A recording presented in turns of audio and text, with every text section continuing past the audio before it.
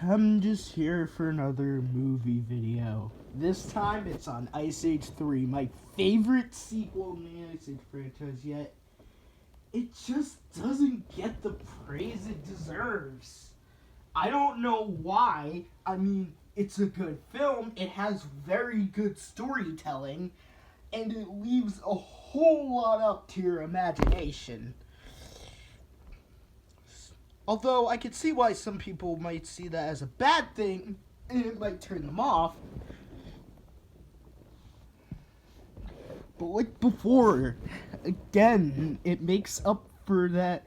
You need to have a very good imagination to even get an idea of what could be going on in this film with a great story. I love its story, I love its characters. I love everything about this film. So you can play Stadia with that? Absolutely. It may sound like a cliche thing to say, but it's a good film. Ice Age Dawn of the Dinosaurs is really a well-constructed film. The characters are great. Let's do this character by character. Manatees.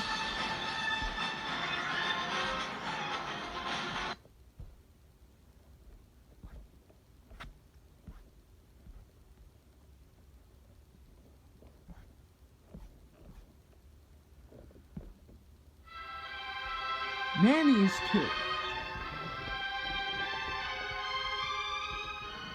Sorry about that. Manny's character is about how he's very excited for a new baby on his horizon. Unfortunately, that makes him too excited. So he learns throughout the film that he shows Ellie his impressive park to ease a bit of joking tension. Mostly on Ellie's part, but Manny thinks he can protect his daughter from literally everything because he's the biggest thing on Earth.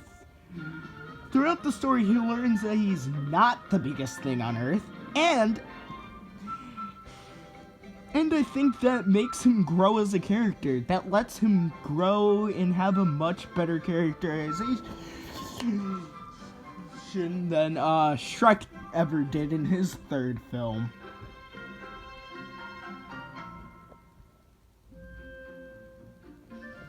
As for Sid and Diego, well, let's do Sid first. His characterization hasn't changed all that much. He's still the screw-up idiot who can always solve his problems, but this time with 3 little babies. After the holidays, keep in touch on Android and iPhone with Google Duo. And as for Diego, his characterization is even better than the last 2 films. His characterization is that he's getting sick and tired of just missing the mark and just not being comfortable staying with the herd. He feels it's time to move on. But throughout the film, he realizes that his herd really is his strength.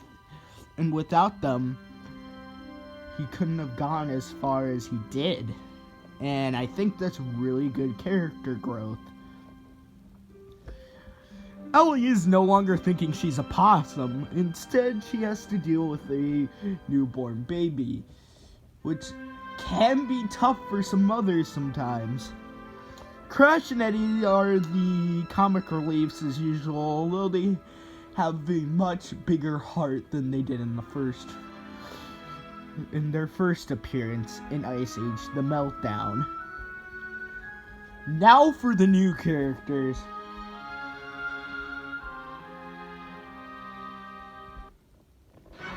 we have Buck the Weasel, a new character introduced in this film, whose character development is to get his revenge on a dinosaur named Rudy, making his part in the film a very big step up from what they did in the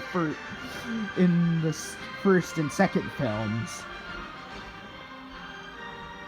And then there's the one that I should probably see for a tiny bit later. The story is really great, and then the visuals. Oh, was it a step up? Oh, was it a step up from the last movie? The score done by John Powell, while you're listening to it right now, is very, very good. Very well done, and gives a very prehistorical kind of feel to it. It really is a nice soundtrack.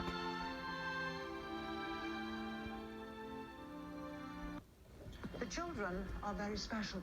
May I ask how the parents died? What happened to your last nanny? Like I'd tell. Shouldn't be in here. Bad dreams? The turning. And, okay, that's not the film we're reviewing right now. Ice Age 3 is. Anyway, so, the world of the dinosaurs. Oh my goodness, is it really good. It actually manages to make for a very, very good film. The designs of each of the dinosaurs is really good.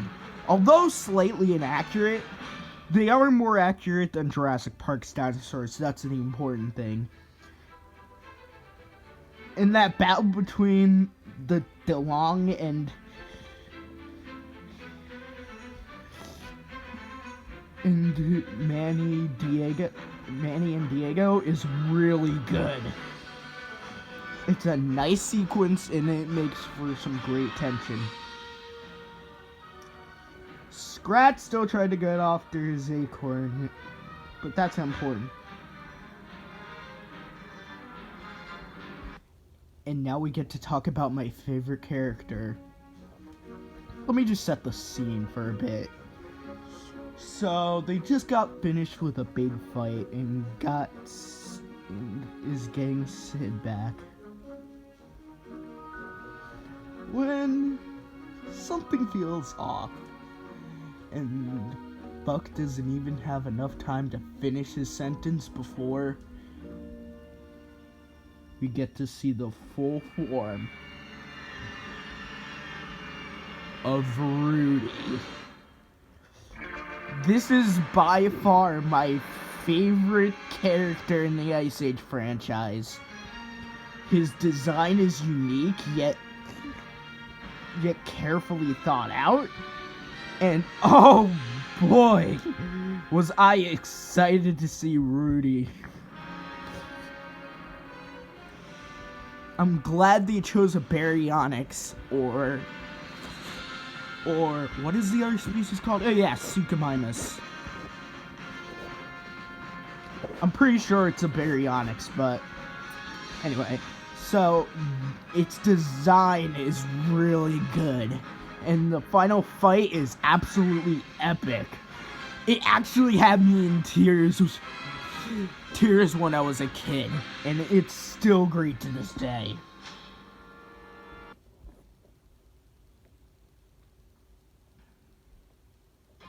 This holiday, turn screens into gaming machines.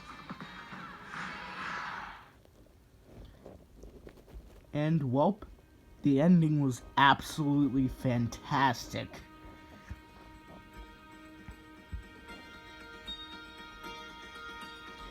And it was one of the best endings for an Ice Age film.